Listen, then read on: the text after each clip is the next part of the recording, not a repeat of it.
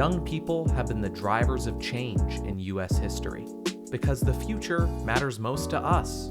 We are the ones who will be living in it, so we should be the ones shaping it.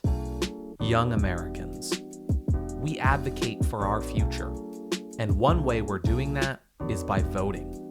However, this hasn't always been an option for us. We had to fight to gain the right to vote.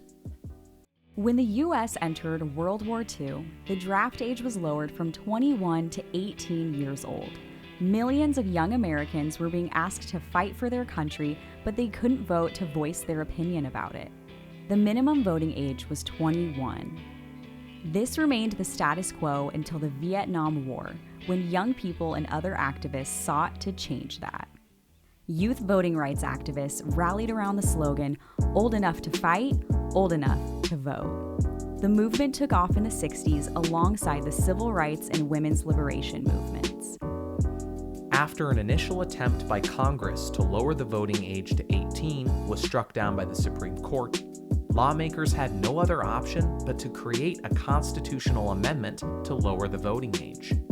The 26th Amendment was passed with approval from Congress and the required 3/4 of states in less than 4 months on July 1st, 1971. The fastest ratification in history. The impact that it made is still felt around the country to this day.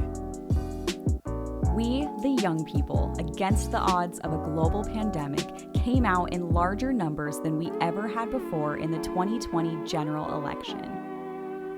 An estimated half of young voters cast a ballot in 2020, an incredible testament to youth voters' ability to mobilize. However, youth voter participation is still lower than any other age group. 50 years ago, we won the right to vote, and now it's time to exercise that right. We are old enough to make an impact. We are old enough to help create a better future for everyone. Register to vote by clicking the link below.